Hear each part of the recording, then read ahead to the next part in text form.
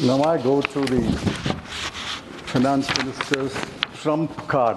No pun intended, sir. Trump card. No pun intended. Sir, when you said twice, I got worried that no pun intended. You said twice, which means pun is intended. And I'm wondering whether your reference to Elon Musk is a compliment to the Honorable Finance Minister. Sir, I'm looking at my clock. I'm looking at my clock and my whip. I'll add up the time, sir. 1 minute I'll add. Yeah, please, please. Income tax cut is the FM's main thrust of this debate. And she has given a number of interviews. The House should know that only 3.2 crore persons pay income tax, from the last figures available. The rest file returns, but they pay nil tax. She has raised the government has raised the threshold from 7 lakhs to 12 lakhs, and it applies to all taxpayers right up to the highest taxpayer. Now, I've looked at the CBDT statistics of taxpayers, the last available statistics. My rough calculation is about 80 to 85 lakh taxpayers will go out of the tax net from next year, and 2.5 crore will benefit. But the 2.5 crore includes not only the middle class, which the Finance Minister passionately championed, it includes 2,27,315 persons who returned a total income of more than 1 crore. It includes 262 persons who returned a total income of more than 100 crore. And it includes 23 persons who returned a total income of more than 500 crore. So this is not benefiting the middle class alone, which I welcome, but it's benefiting the very rich and the richest in the world. Yes. Finance ministers also claimed that she had foregone 1 lakh crore rupees. Yet she has claimed that the net tax revenues to the center will grow by 11.1% in 25-26. In 24-25 also it grew by 11%. So it's about the same number. After foregoing 1 lakh crore,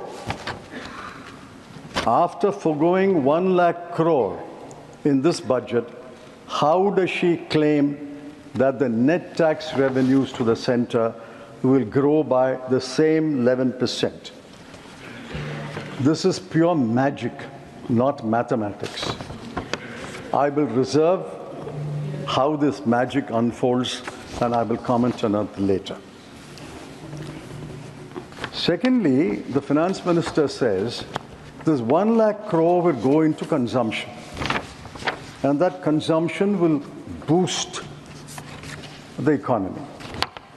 I find initially a lot of cheerleaders accepted that claim.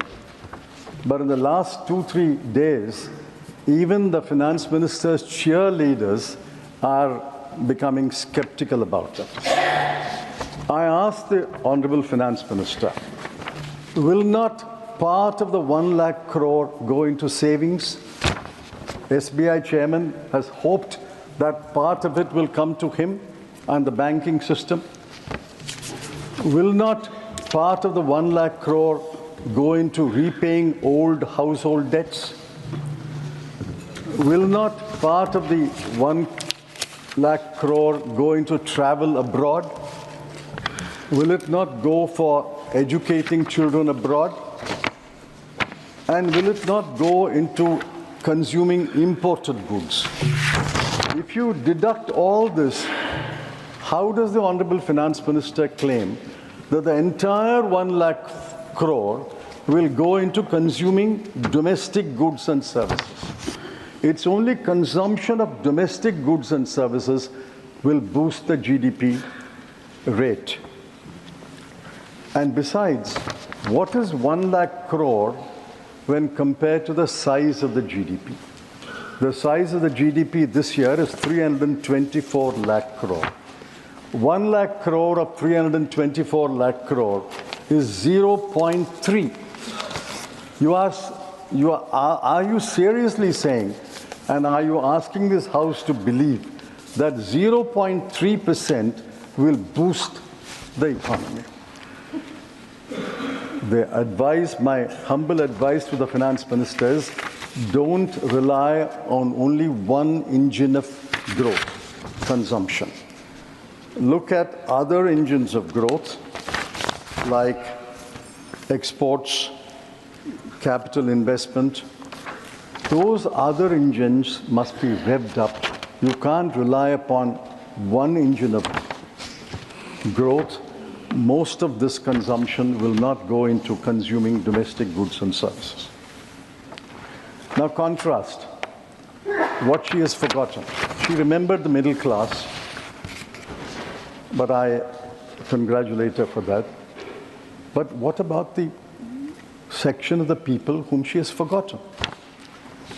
Look at the plight of Indian households. I'm taking purely from government numbers. Between 2012 and 2024, in the 12-year period, food inflation was 6.18%. Education inflation was 11%. Healthcare inflation was 14%. These have crippled Indian households. Household savings have fallen from 25.2% to 18.4%. And household consumption saving in September survey in 2023 shows, and mark these numbers, average monthly per capita expenditure of a rural family is only 4,226. And in urban areas, it is 6,996. Now we must examine these numbers more closely. This is the average for the whole India, 4,662 and 6,996, average for the whole India. But the bottom 50% will be even less. And bottom 50% of the 50% will be even less. Now, what has this budget done for the average Indian household in the bottom 50% and the bottom 25%? Nothing. What relief has the Honorable Finance Minister given them? She could have done one of several things. I'm not saying she should have done all the 4 things that I'm mentioning. She could have done one of several things. One, instead of cutting income tax, or along with cutting income tax, she should have cut the GST. Everybody pays GST. The richest and the poorest pay in GST. She could have cut GST. She could have cut the tax on petrol and diesel. Everybody indirectly or directly uses petrol and diesel. She could have increased the Maganrega daily wage. She could have increased that rate, because the poorest are the ones who are going to Maganrega work. And she could have raised the statutory minimum wage across the board under the Minimum Wages Act. That would have benefited thousands and thousands of laborers. She did nothing, but she was focused on income tax, and she was focused on the Delhi election. Let me turn to another subject. The most gravest challenge facing the country is unemployment. I think all of you will agree, unemployment is the gravest challenge. Even the Treasury benches must agree. Now, The periodic labor force survey, popularly known as PLFS, concluded that unemployment rate is 3.2%. Now, if the unemployment rate is 3.2%, and that the economic survey also repeats that, if the unemployment rate is 3.2%, I'm sure the London School of Economics, as well as every other university, teaches us that any unemployment rate less than 5% is equal to full employment. I won't get into the intricacies. If unemployment rate has fallen to 3.2%, why should we worry? We should all be happy because it's full employment according to economic theory. The same PLF says youth unemployment is 10.2%. The same PLFS says graduates unemployment is 13%. If youth unemployment is 10.2 and graduates unemployment is 13, how does it conclude that the total unemployment rate in India is only 3.2? For every job, for 100 jobs, there are a million applicants. For 1,000 jobs, there are several million applicants. The economic survey, sir, I quote, we need to create 78.5 lakh non-farm jobs every year until 2030. I asked the Honorable Finance Minister, what is her plan? What is the way forward to create 78 lakh non-farm jobs between now and 2030? They will be in government until 2029. So the bulk of the period is their government. They should tell us clearly a path to create 78 lakh jobs every year until the end of the government. Sir, the next I come to the famous PLI.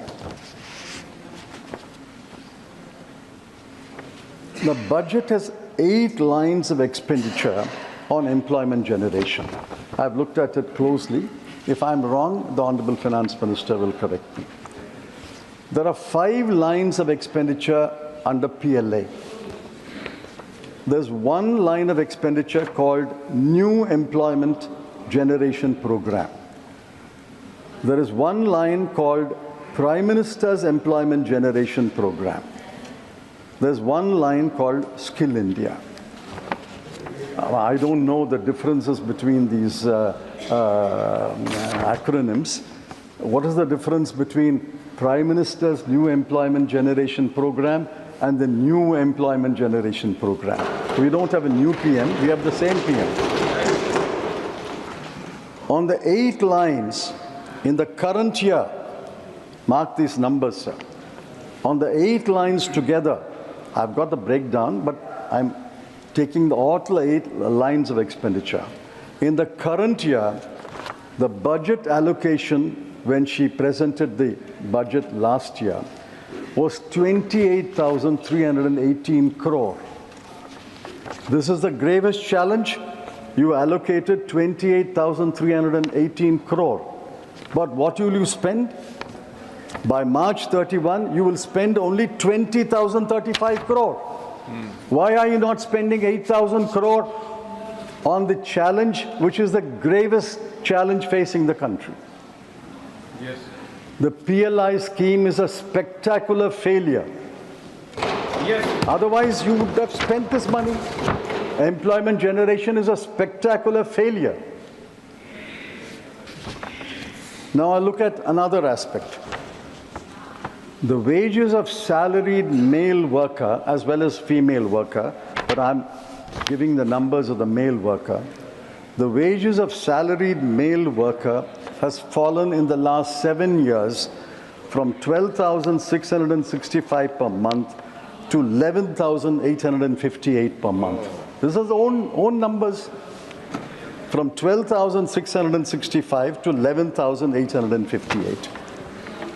the wages of self-employed male worker has fallen from 9,454 per month to 8,591 per month. So what is the position, sir? The position is incomes are falling, wages are falling, government expenditure is not keeping pace with the promises, household net savings have fallen, household debt has arisen. Yes. This is the plight of the bottom 50% of India. Yes.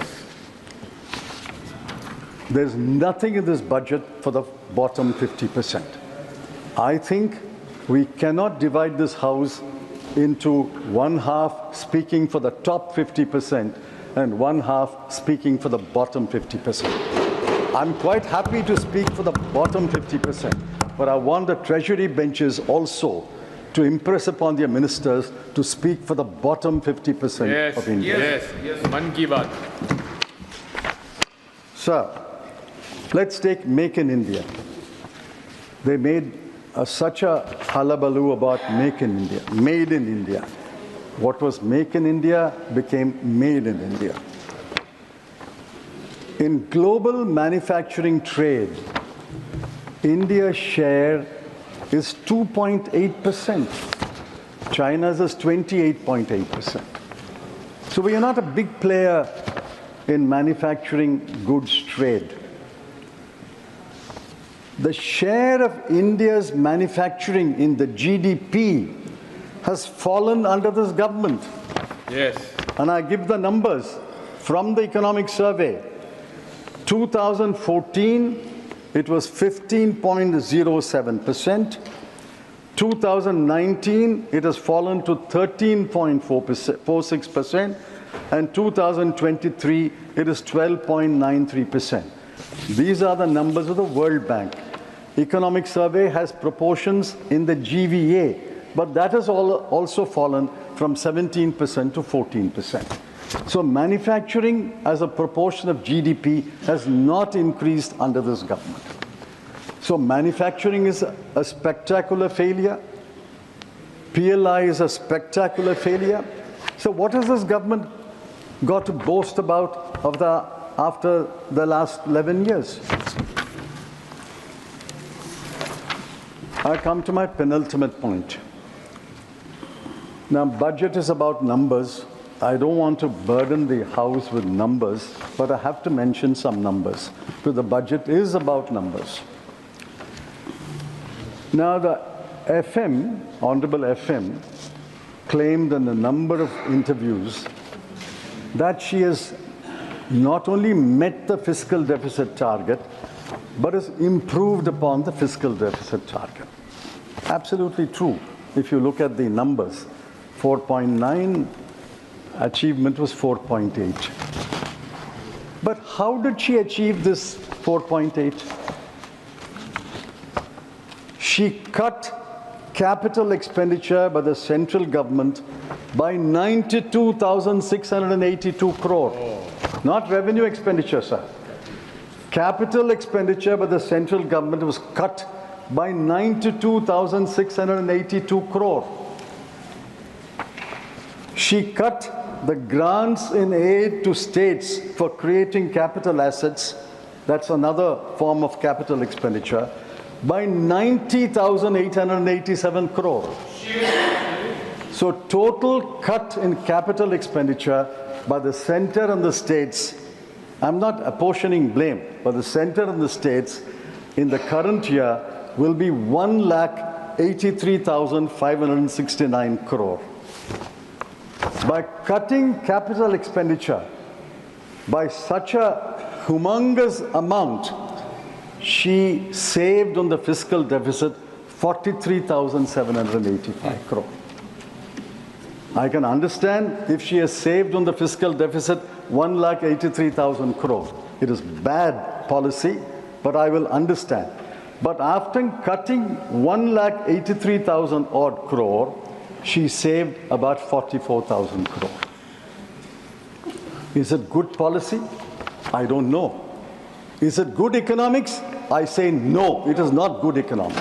You can't cut capital expenditure and compress your fiscal deficit and say, I have met my fiscal deficit, I've improved my fiscal deficit. On the expenditure side, I want honorable members, all of us are concerned, to look at these numbers. Where are the cuts followed? On health, 1,255 crore.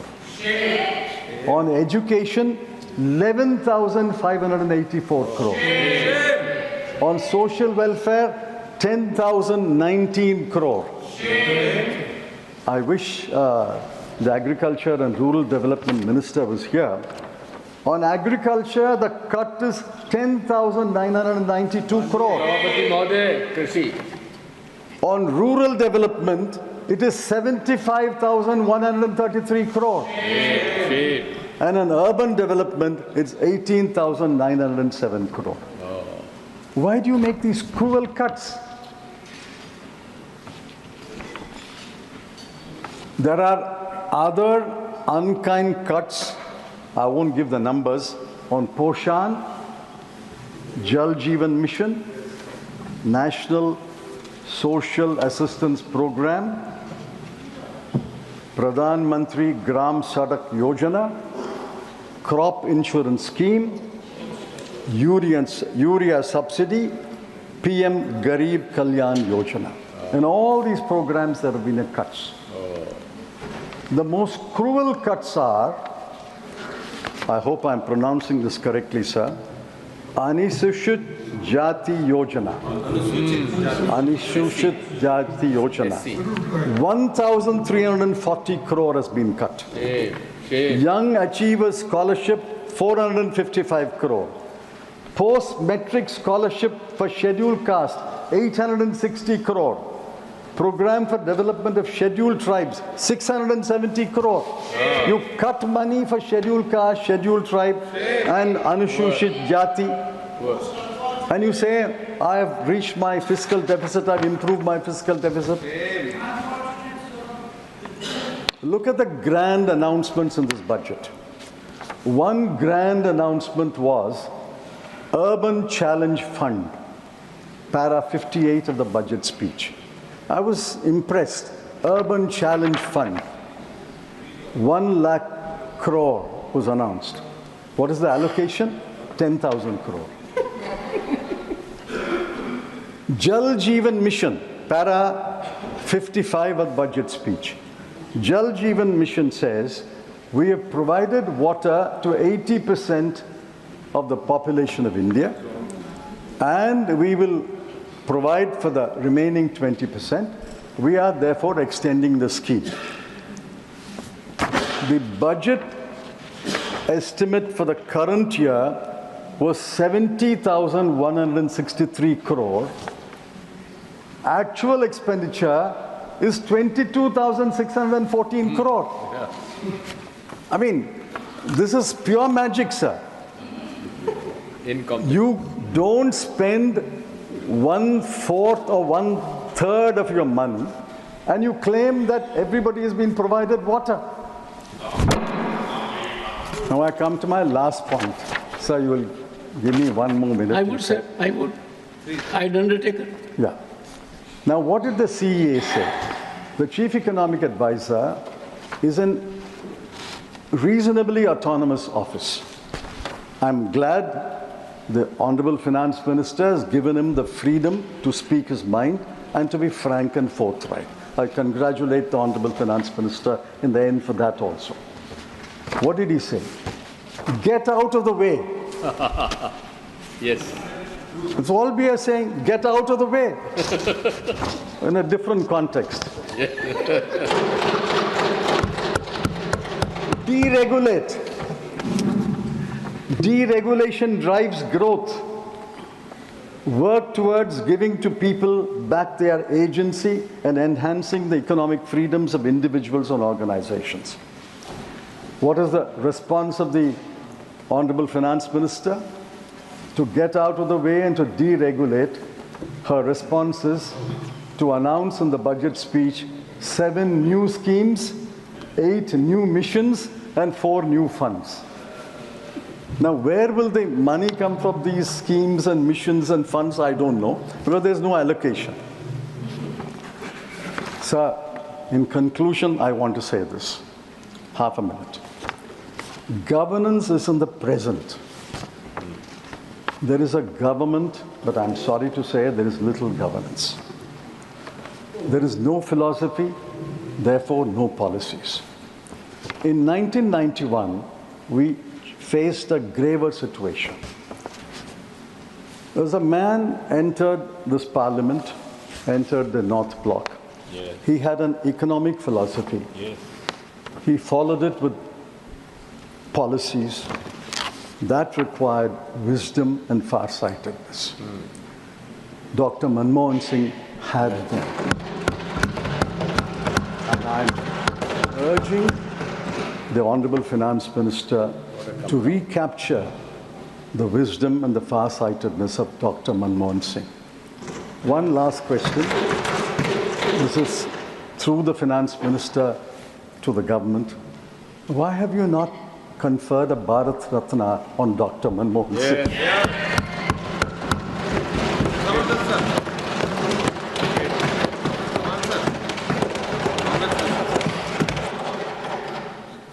I thought the former finance minister would cheer and congratulate the present finance minister for having created a record of presenting 8 consecutive budgets, surpassing that of C.D. Deshmukh. The House takes note of it. It's a history information. Rest of the issues for the two sides to deal. I call upon Dr. Dinesh Sharma. Stay ahead with our cutting-edge news app. Instantly access the latest shorts in just 1 minute and breaking news in just 50 words. Download now for a smarter, faster news experience.